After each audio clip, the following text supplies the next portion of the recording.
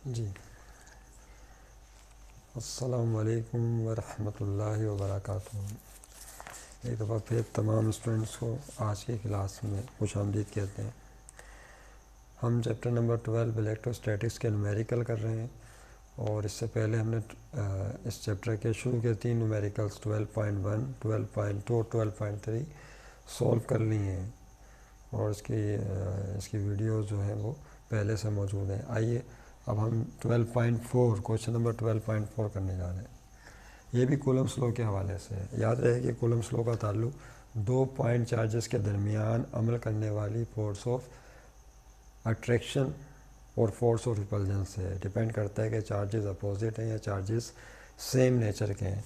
यानी कि आपके पास 2 पॉइंट चार्जेस हों Q1 और Q2 और उनका दरमियानी फासला सपोज R हो, तो इस सूरत में इन दोनों पॉइंट चार्जेस के दरमियान जो अमल करने वाली फोर्स है उसका फार्मूला ये होता है F इज इक्वल टू के Q1 Q2 upon R square. This is the formula. के है इज़ द कूलम कांस्टेंट और इसकी वैल्यू सब जानते हैं 9 एक्सपोनेंट 9 होती है। Q1 Q2 the magnitude of charges है और R is the distance between the charges. Okay, अब देखें यहाँ पे सूरत हाल ये है कि इस क्वेश्चन में एक राइट एंगल ट्राइंगल है और राइट एंगल ट्राइंगल के 3 कॉर्नर्स हैं और 3 कॉर्नर्स पर 3 पॉइंट चार्जेस लोकेट हैं Q1, Q2 एंड Q3। हमें चार्ज Q1 पर अमल करने वाली फोर्स, इलेक्ट्रिक फोर्स मालूम करनी है। देखें सिचुएशन इस तरह से है कि 3 चार्जेस 12.4 3 चार्जेस हैं। पहला है Q1, second one is Q2 and third one is Q3।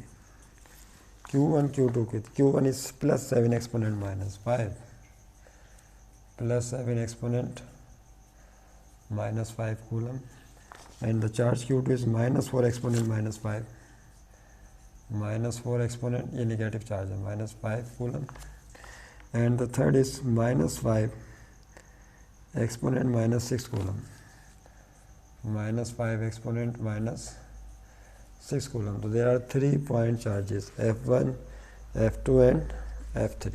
Okay, वो आगे कह रहे हैं कि are placed at the vertices of a triangle. एक ट्राइंगल के जो 3 वर्टिसेस होते हैं, कोने होते हैं, उन पर ये प्लेस किए गए हैं एज शोन इन डायग्राम। हम डायग्राम बनाएंगे। ये डायग्राम कुछ इस तरह से है, चले बना ही लेते हैं। ये the new times collegiate, this is our centre's name, the new times collegiate. Okay, ये मिटाना पड़ेगा। अब देखिए यहाँ पे क्या होगा। कुछ इस तरह की सिचुएशन है, तवज्जो रहे।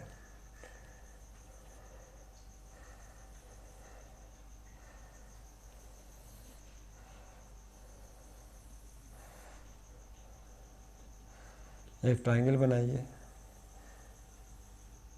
ये बनी हुई है ट्राइंगल और this is angle of 90 degree given है क्वेश्चन में। This is 90 degree. देखिए इस ट्राइंगल में जो चार्ज Q1 है, पहले से डायग्राम गिवन होगी आपको, गिवन है क्वेश्चन में Q1। यहाँ पर Q1 चार्ज है, that is positive charge particle. क्या है ये, बोलिए। Q1 इज पॉजिटिव, इस कॉर्नर पर है और बाकी जो 2 कॉर्नर्स हैं इन पे नेगेटिव चार्जेस मौजूद हैं। याद रहे Q1, Q2 एंड Q3। यहाँ पे Q2 है और here is Q3 charge particle. इसके अलावा इनके दरमियान डिस्टेंसेस भी गिवन है 5, 3, 4 and 5। This distance is 3 centimetre. Question में गिवन है कि इस साइड की लंबाई 3 सेंटीमीटर है, इस वाली साइड की लंबाई 4 सेंटीमीटर है और इस साइड की लंबाई डेट इज़ 5 सेंटीमीटर। तो याद रहे कि यहाँ पे जो लेंस हैं वो गिवन है, साइड्स की लंबाइयाँ गिवन है। ये सिचुएशन है। आइए ज़रा सा इस सवाल को थोड़ा सा गौर करें। क्या कह रहे हैं, the sides of the triangle measures 3, 4 and 5 centimetre. हमने डायग्राम में इसको शो कर दिया कि इन तीनों साइड्स की लंबाइयाँ इस तरह से इसी स्टाइल में गिवन है। Q1 Q2 के दरमियान जो साइड आ रही है उसकी लंबाई 3 है, Q2 और Q3 के दरमियान साइड की लंबाई 5 है, Q1 और Q3 के दरमियान साइड की लंबाई 4 सेंटीमीटर है। आगे कह रहे हैं क्वेश्चन में क्या, determine the magnitude and direction of force on Q1, जो Q1 चार्ज है इस पर अमल करने वाला, जो अमल करने वाली फोर्स है उसका मैग्नीट्यूड मालूम करें और डायरेक्शन बताइए। देखिए यहाँ पर ये Q1 चार्ज है, इस पर अमल करने वाली फोर्स आपको मालूम करनी है। गौर कीजिए जो Q2 है वो Q1 को अट्रैक्ट कर रहा है अपनी तरफ, क्योंकि नेगेटिव अट्रैक्ट पॉजिटिव, और इसी तरह Q3 भी निगेटिव चार्ज पार्टिकल है, वो Q1 पर फोर्स ऑफ अट्रैक्शन अप्लाई करेगा। तो पहले हम Q2 की फोर्स Q1 पे निकालेंगे, उसके बाद Q3 की फोर्स Q1 पर निकालेंगे, और दोनों के लिए हमें कूलम्ब्स लॉ को इस्तेमाल करना पड़ेगा जो यहाँ बोर्ड पर मौजूद है। इस डेट क्लियर। और उसके बाद उनको जो वेक्टर एडिशन का कानून है उसके मुताबिक उन्हें जमा किया जाएगा, ऐड किया जाएगा, जो पहले भी हम डिस्कस कर चुके हैं। देखें कैसे होगा, तवज्जो रहे। पहले हेडिंग क्या होगी अब आपकी, बोलिए। अच्छा, यहाँ पे जो के है कूलम कांस्टेंट है, ये आपको याद रखना होगा। इसकी वैल्यू होती है 9 एक्सपोनेंट 9 न्यूटन मीटर स्क्वायर पर कूलम स्क्वायर। और इसके अलावा फाइंड फोर्स, हमें मालूम करनी है फोर्स, मैग्नीट्यूड ऑफ फोर्स चाहिए, फोर्स ऑन Q1 पर मजमूई फोर्स बताइए क्या होगी। इस फोर्स को हम F1 से शो करेंगे, किससे, क्योंकि Q1 पर चाहिए, रिजल्टेंट फोर्स बताइए। तो पहले जाहिर सी बात है कि Q2 की फोर्स हम Q1 पर निकालेंगे, उसके बाद Q3 की फोर्स Q1 पर निकालेंगे। तो सोल्यूशन में देखिए हेडिंग क्या होगी, पहले force of Q2 on Q1, force of Q2 on Q1। इसको किससे शो करेंगे, इस फोर्स को, तवज्जो रहे कि इस फोर्स को Q1 पर है, किस पर है, चार्ज Q1 पर है, किसकी वजह से, Q2 की वजह से। तो 1 पहले और 2 बाद में, आप जानते हैं कि इसे इस स्टाइल में लिखा जाता है, ये फैशन है। तो बाय यूजिंग कूलम्ब्स लॉ क्या करेंगे, बोलिए, बाय यूजिंग कूलम्ब्स लॉ। तो कूलम्ब्स का कानून इस्तेमाल करेंगे कि Q2 और Q1 के दरमियान, यस बताइए क्या है, क्या कानून है, वही है F इज़ इक्वल टू के। अच्छा, इसको F12 से शो कर रहे हैं फोर्स को, ये फोर्स ऑन चार्ज Q1 है ड्यू टू Q2 के Q1 Q2 आएगा, और अपॉन में डिस्टेंस R स्क्वायर। ये डिस्टेंस R जो है वो Q1 और Q2 का दरमियानी फासला है, जो 3 सेंटीमीटर उस डायग्राम में गिवन है। तो के की वैल्यू पता है, Q1 Q2 की वैल्यूज ऊपर से मालूम है हमें, और R की जगह जो उसकी वैल्यू पुट कर देंगे। ओके, और ये वैल्यू फीड करें तो देखें क्या हो जाएगा, के की जगह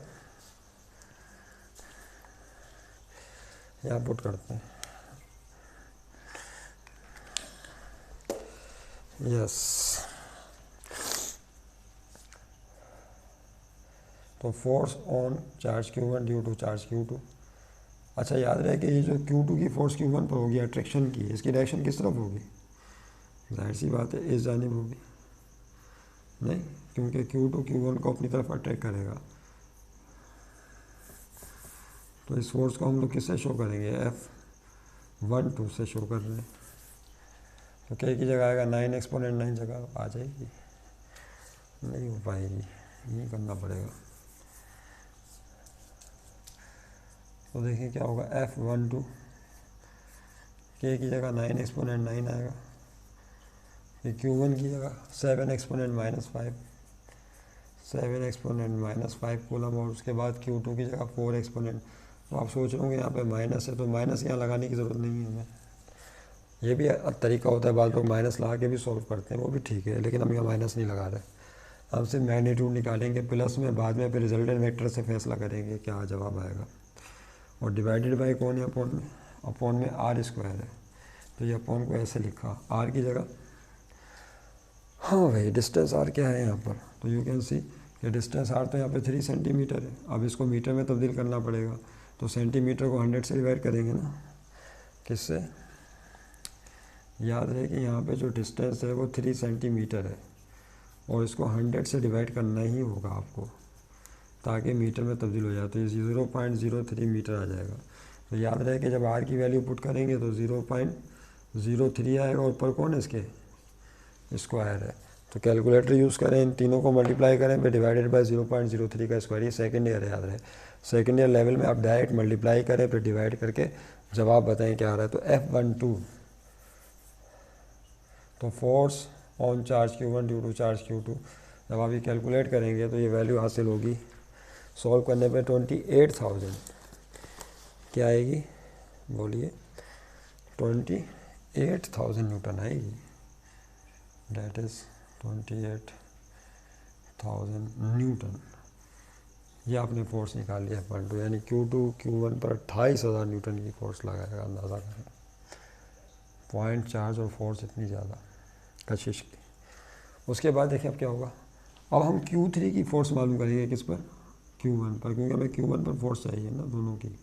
तो चार्ज Q3 भी निगेटिव है तो वो भी Q1 को अपनी तरफ अटैक करेगा, किस जानिब, इस डायरेक्शन में अटैक करेगा, इस डायरेक्शन में। अब ज़ाहिर है यहाँ पे जगह नहीं बन रही तो मैं यहाँ करके बना देता हूँ। दैट इज़ इस फोर्स को किससे शो करेंगे, ये Q3 अप्लाई कर रहा है किस पे, Q1 पे अप्लाई कर रहा है, तो ये भी फोर्स Q1 पर है, लेकिन किसकी वजह से है, चार्ज Q3 की वजह से। तो 1 पहले और 3 बाद में।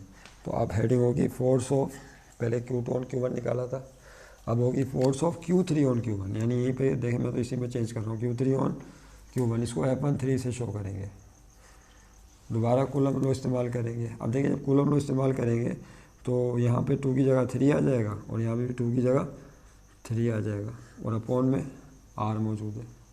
अब Q1 तो वही है, K भी वही है, तो K की वैल्यू Q1 की वैल्यू तो वही होगी और R की वैल्यू चेंज हो जाएगी। R देखें 3 था ना, अब यहाँ पे R कितना है, Q1 और Q3 के दरमियान साइड की लंबाई 4 सेंटीमीटर है, तो यहाँ पे जो R होगा डेट इज़ 4 सेंटीमीटर होगा। फिर 4 को आप 100 से डिवाइड करेंगे ताकि मीटर में कन्वर्ट हो जाए, तो ये 0.04 मीटर हो जाएगा, 0.04 मीटर। ओके, तो यहाँ पे K की जगह 9 एक्सपोनेंट 9, Q1 की जगह 7 एक्सपोनेंट -5 सेम, और Q3 की जगह आएगा 5 एक्सपोनेंट -6, यानी यहाँ पे हो जाएगा 5 और एक्सपोनेंट -6, Q3 की वैल्यू आएगी 5 एक्सपोनेंट, मैं तो इसी में चेंज कर रहा हूँ, आपको दोबारा लिखना पड़ेगा। और अपॉन में फिर R का स्क्वायर है, तो R की वैल्यू क्या है, 0.04, फिर उसका स्क्वायर। फिर जाहिर सी बात है आपने काम कैलकुलेटर से ही करना है, यानी इन तीनों को मल्टीप्लाई करो नहीं और फिर उसको डिवाइड करें 0.04 के स्क्वायर से। तो अब डिवाइड करेंगे तो जो जवाब आएगा सिर्फ वो आपने नोट कर लीजिए, उसे लिख लें, तो वो आएगा 1968.7। क्या होगा, 1968.75। कैलकुलेटर नहीं है इस वक्त हमारे पास, तो ये F13 याद रहे, क्या है ये, F13, यानी चेंज पूरा लेकर आइए ना। पहले Q3 की फोर्स Q1 पर निकाल रहे हैं ना, तो 1 पर निकाल रहे हैं 3 की फोर्स। तो क्या आंसर है इसका, यहीं पर कर लेते हैं, ये हो जाएगा यस, इम्प्लाइज डेट का साइन डाल के लिख लें, F13 net is equal to 1968.75 newton. तो this is force of charge Q3 on Q1। तो Q3 चार्ज Q1 को अपनी तरफ इस फोर्स से अट्रैक्ट करेगा, 1968 न्यूटन है ना, और 0.75, और यहाँ पर उसकी फोर्स कितनी थी, 28,000 न्यूटन थी, यानी Q2 ज़्यादा फोर्स लगा रहा था। क्यों, क्योंकि इसका फासला कम है और इसका फासला ज़्यादा है। फिर मैग्नीट्यूड का भी फ़र्क है चार्जेस में, जितना फासला कम होता है फोर्स बढ़ जाती है, फासला बढ़ता है फोर्स कम हो जाती है। खैर, उसके बाद अब क्या मालूम करना है, मैं रिजल्टेंट फोर्स निकालनी है। और वीडियो का टाइम कम रहता है, कम है होता है, लिहाजा अब हेडिंग डालें रिजल्टेंट फोर्स। अब ये दोनों मिलकर इस पर कितनी नेट फोर्स लगा रहे हैं वो निकालेंगे, यानी इन दोनों फोर्सेस को अब ज़ाहिर जमा तो नहीं कर सकते बराह रास्त, क्योंकि एक ही डायरेक्शन में नहीं लग रही हैं। अब आप हेडिंग डालें क्या, रिजल्टेंट फोर्स ऑन Q1, ये हेडिंग होगी हमारी। तो रिजल्टेंट फोर्स ऑन Q1 कैसे निकालेंगे, इसको मिटाना पड़ेगा, पूरा मिटा दें।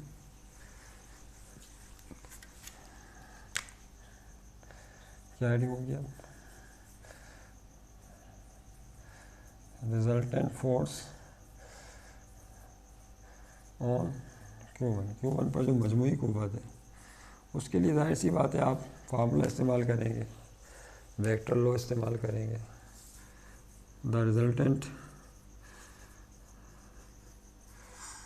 Resultant force is given by the formula. हाँ भाई, ये फार्मूला फर्स्ट ईयर में पढ़ा है चैप्टर 2 में, लॉ ऑफ कोसाइन से हासिल होता है। इस गिवन बाय द फार्मूला, हाँ जी क्या फार्मूला है वो याद करें। रिजल्टेंट फोर्स का फार्मूला इस तरह से लिखते थे, यहाँ पे F is equal to under root, yes दो फोर्सेज है ना, पहली F12 थी और दूसरी फोर्स F13, यानी दो फोर्सेज है। तो फार्मूला इस तरह से होगा, तो F12 लिख के ऊपर स्क्वायर डालेंगे, फिर दूसरी फोर्स है F13 वो लिख के ऊपर स्क्वायर डालेंगे, प्लस 2 फार्मूले का आएगा, फिर इन दोनों फोर्सेस का प्रोडक्ट आएगा, यानी F12 और उसके बाद फिर F13 आएगा और उसके बाद cos थीटा आएगा। याद है कि थीटा इन दोनों फोर्सेस का दरमियानी एंगल है। इस बात को हम डायग्राम से मज़ीद समझते हैं। आइए इसको थोड़ा सा अलग करके बनाते हैं। ये है चार्ज Q1, याद रहे ये कौन सा चार्ज है, दिस इज चार्ज Q1। इसको चार्ज Q2 अपनी तरफ अटैक कर रहा है इस तरह से, जैसा कि डायग्राम में शो किया गया है। नहीं, चार्ज Q1 इस जानिब अटैक कर रहा है। This is force what F12। इसी तरीके से चार्ज Q3 Q1 को अपनी तरफ अटैक कर रहा है, ऐसे ही ना भाई,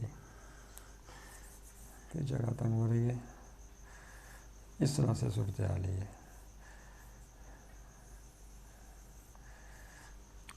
यहाँ पे Q3 चार्ज है ना, ये Q1 को अटैक कर रहा है अपनी तरफ। इस फोर्स को हम किससे शो कर रहे हैं, F13 के अलावा से। बता सकते हैं ये एंगल कितना होगा, बता ही दिया। जाहिर है कि ये इस तरफ अमल कर रही है, फोर्स F12 F3 इस तरफ अमल कर रही है, यानी इन दोनों साइड्स की डायरेक्शंस में फोर्सेस अमल कर रही हैं। तो एंगल कितना हो जाएगा बीच में 90। तो जो साइड्स के दरमियान एंगल होगा वही फोर्सेस के दरमियान एंगल होगा, तो एंगल कितना हो गया दोनों के दरमियान, दैट इज़ 90 डिग्री। अब इनकी रिजल्टेंट फोर्स मालूम करने का तरीका क्या होता है, फर्स्ट ईयर फिजिक्स में तफसील से पढ़ा है, आपको याद है फ्री वेक्टर। फ्री वेक्टर किसे कहते हैं, ऐसा वेक्टर यानी एक वेक्टर है, तो ये इसकी टेल कहलाती है और फर्स्ट कर लें हेड है और ये ऐसे रखा हुआ है, या किसी भी पोजीशन में यूँ रख लेते हैं। इसको कहीं भी शिफ्ट कर दें इस तरह से कि इसकी लेंथ और डायरेक्शन में कोई फ़र्क ना है, यहाँ से उठा के यहाँ ले आए, यहाँ ले आए, यहाँ ले आए, लेंथ वही डायरेक्शन वही, इस तरह से था, यूँ ले गए, ऐसे ले आए, ऐसे ले आए, ऊपर ले गए, फिर नीचे आए, यानी लेंथ और डायरेक्शन चेंज ना हो, तो इसे क्या कहते हैं, फ्री वेक्टर कहते हैं, याद रखिएगा। तो उसकी तारीफ़ को हम इस्तेमाल करेंगे। तो यहाँ से जो वेक्टर F13 है इसको यहाँ शिफ्ट कर देंगे, यानी इसकी जो टेल है F13 की, इसको F12 के हेड के साथ जोड़ेंगे। आपको याद है जब दो से ज़ायद वेक्टर्स को ऐड करना होता है resultant vector head and tell rule के तहत, तो क्या करते हैं, हर सेकंड वेक्टर की टेल को पिछले वेक्टर के हेड के साथ इस तरह जोड़ा जाता है कि ना तो उसकी लेंथ चेंज हो और ना डायरेक्शन चेंज हो। तो हमने क्या करना है, यहाँ से F13 वेक्टर को पिक करना है, ये F13 वेक्टर यहाँ से पिक करें और इसी डायरेक्शन में ले आइए, यानी इस तरह से इसके साथ लगा दीजिए, इसकी जो टेल F12 के हेड के साथ जोड़ दें इस तरह से कि F13 की लेंथ और डायरेक्शन सेम रहे। तवज्जो रहे, ये F12 फोर्स थी, F13 फोर्स में दबा लिख दूँगा ना, बोर्ड से मिल जाएगी। F13 है 1968.75। अब देखें क्या होगा, तवज्जो रहे, it is very very important matter कि अब इसको कैसे समझना होगा। यहाँ से इसको जब आप यहाँ शिफ्ट करेंगे, अब जाहिर सी बात है, तवज्जो रहे, यहाँ से इसको यहाँ शिफ्ट कर रहे हैं, ये आपके पास ही आ गया सामने, दिस इज़ फोर्स F13। कौन सी फोर्स है ये, F13, वहाँ से यहाँ शिफ्ट कर दिया। फिर याद है अगर इसको अब यहाँ से मिटा दें, तवज्जो रहे, यहाँ से हमने क्या इसको मिटा दिया, क्योंकि जाहिर सी बात है यहाँ से इसको आगे शिफ्ट कर दिया, ये एंगल भी हटा दिया। उसके बाद पहले वेक्टर की टेल और आखिरी वेक्टर के हेड, टेल के साथ टेल और हेड के साथ हेड को जोड़ते थे, याद कीजिए। This is called what, resultant vector. इसको रिजल्टेंट वेक्टर कहते थे, आर की अलामत से शो करते थे। यहाँ पे रिजल्टेंट वेक्टर को हम F1 से शो करेंगे, किससे, क्यों, क्योंकि चार्ज Q1 पर अमल करने वाली फोर्स है मजमूई, तो लिहाजा सिर्फ F1 से शो की जाएगी। तो ये F के साथ क्या लगा दीजिए 1। देखा आपने कि किस तरह हमने जो है रिजल्टेंट वेक्टर बना लिया, रिजल्टेंट फोर्स का वेक्टर बना लिया। तो F12 थी फोर्स इस डायरेक्शन में, F13 को यहाँ से शिफ्ट किया, टेल को F12 के हेड के साथ जोड़ा, F13 यहाँ आ गया, उसके बाद टेल के साथ टेल और हेड के साथ हेड को मिलाया, तो रिजल्टेंट वेक्टर बन गया। ये first year physics head and tell rule, आप वहाँ जाके लाजमी वीडियो को देखेंगे तो और अच्छी तरीके से समझ में आ जाएगा कि किस तरह हेड एंड टेल रूल के तहत वेक्टर्स को ऐड किया जाता है। तो ये रिजल्टेंट वेक्टर हो गया। अच्छा तवज्जो रहे, अब ये जो रिजल्टेंट वेक्टर आया है इसका फार्मूला आपके सामने मौजूद है, लगाइए।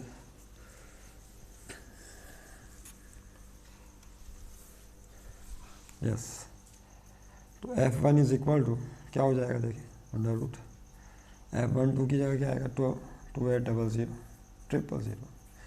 28,000 का स्क्वायर प्लस फिर force on Q1 due to Q3 charge 1968 1968.75 plus 2 F12 की जगह फिर वही आएगा 28,000, फिर F13 की जगह फिर आएगा 1968.75 कॉस। फिर बताया था कि एंगल थीटा दोनों के दरमियान एंगल कहलाता है, ये एंगल 90 डिग्री है ना, दोनों फोर्सेस के दरमियान 90 डिग्री का एंगल। इस पर हमारी बात हो चुकी है तफसील से। तो ये सारा मामला किसके अंदर है, रूट के अंदर नहीं। यस, अब इसको मुकम्मल तौर पर हल करें। अब देखें इसमें करना क्या होगा, यहाँ स्क्वायर लिखना भूल गया। इसका स्क्वायर करें प्लस फिर इसका स्क्वायर करें, इन तीनों को मल्टीप्लाई करें। बल्कि इस मसले को तो यही हल कर लें। cos 90 की वैल्यू क्या होती है, 0। शाबाश। जब 0 को इस पूरे हिस्से से मल्टीप्लाई करेंगे, ये जो पोर्शन है प्लस के बाद वाला, ये पूरा क्या हो जाएगा, 0। तो ये पूरा का पूरा पोर्शन 0 हो जाएगा। अब आपने सिर्फ क्या करना है, बात ही आसान होगी, इसका स्क्वायर करके लिखना है, इसका स्क्वायर करके लिखना है, दोनों को प्लस करके रूट ले लेना है। जब आप रूट लेंगे तो जो रिजल्टेंट फोर्स आएगी सिर्फ हम वो लिखना है यहाँ पर। तो the value of resultant force is 28069.12 28069.12 यानी 28,069.12 Newton. This is the required resultant force on charge Q1 due to charge Q2 and Q3. Since required magnitude of resultant force, सही, एक जवाब तो आ गया। लेकिन अब इस फोर्स की डायरेक्शन क्या होगी ये भी तो पता नहीं।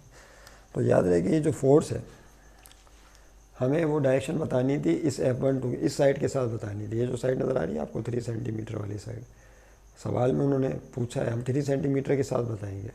तो ये F12 जो है ये 3 सेंटीमीटर वाली साइड के साथ फोर्स है। तो इसके साथ ये जो फोर्स F1 है, रिजल्टेंट फोर्स है या रिजल्टेंट वेक्टर है, क्या एंगल बना रहा है, वो एंगल हमें मालूम करना है। उस एंगल से डायरेक्शन पता चल जाएगी। तो किसी भी वेक्टर की डायरेक्शन अगर मालूम करनी हो तो वो वेक्टर किस एंगल पर है वो एंगल मालूम कर लीजिए। तो ये एंगल हम मालूम करेंगे, इस एंगल को हम अल्फ़ा से शो करेंगे। किससे, अल्फ़ा से। बाद लोग थीटा से ही शो करते हैं। थीटा इसलिए लगा रहे कि उस मामले में थीटा लगाया था ना जो इन दोनों के दरमियान था, तो वो 90 था।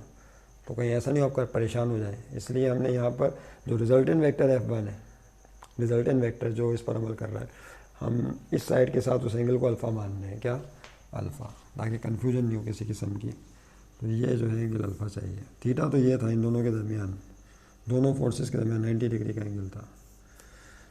हमें जो है ये एंगल अल्फ़ा चाहिए, रिजल्टेंट वेक्टर किस एंगल पर लग रहा है। अब आप और करें तो ये एक राइट एंगल ट्राइंगल बन गई। क्या है ये, एक राइट एंगल ट्राइंगल है। ये एंगल 90 डिग्री का है। अच्छा, ये एंगल 90 डिग्री का, ठीक है। 90 के सामने जो साइड है वो क्या कहलाती है, याद करें, हाइपोटेन्यूस। याद है। अब 90 के सामने तो हाइपोटेन्यूस होती है, सब जानते हैं। बाकी जो दो साइड उनमें एक बेस हो जाएगा और एक परपेंडिकुलर हो जाएगा। तो चलो इसको हम परपेंडिकुलर एंगल अल्फ़ा के सामने क्या होता है बोले, एंगल यहाँ फिक्स किया गया तो उसके सामने परपेंडिकुलर होगा और ये चीज़ क्या बन जाएगी, बेस बन जाएगी। राइट एंगल ट्राइंगल की थ्योरी को अच्छी तरीके से पढ़िए। राइट एंगल ट्राइंगल में होता है ये, फिर से देख लें। ये अगर फर्ज कर लें एंगल अल्फ़ा है और ये एंगल 90 है, तो 90 के सामने साइड आपने इस तरह देखा होगा ना, सीधा सीधा इसको हाइपोटेन्यूस होता है। अल्फ़ा के साथ ये जो साइड है ये बेस कहलाती है। अल्फ़ा के सामने जो सामने साइड पड़ रही है इसको परपेंडिकुलर कहते हैं। तो बिल्कुल सेम वे यहाँ पर ऐसे ही हो रहा है। ये एंगल अल्फ़ा है, अल्फ़ा के सामने साइड है परपेंडिकुलर हो गई, 90 के सामने साइड हाइपोटेन्यूस हो गई। ये 90 डिग्री का एंगल है। इसके सामने सर 90 के सामने हाइपोटेन्यूस होता है, तो यहाँ 90 के सामने ये F1 हाइपोटेन्यूस हो गया। एंगल अल्फ़ा के सामने परपेंडिकुलर हो गया, अल्फ़ा के सामने परपेंडिकुलर है। तो तिरछी साइड, जो तीसरी साइड बची वो क्या कहलाएगा, बेस कहलाएगा, जाहिर सी बात है। अब हमें एंगल अल्फ़ा चाहिए, इससे डायरेक्शन पता चल जाएगी अपन की रिजल्टेंट वेक्टर की। हेडिंग क्या होगी आखिरी, for direction of resultant vector. Last, for direction of resultant force कहना चाहिए, ज़्यादा बेहतर होगा। और इसको किससे शो करेंगे, अल्फ़ा से, यानी अल्फ़ा मालूम करना है आपने को। अच्छा, आप बोलेंगे बताना डायरेक्शन है, निकाल एंगल है, तो भाई एंगल से ही तो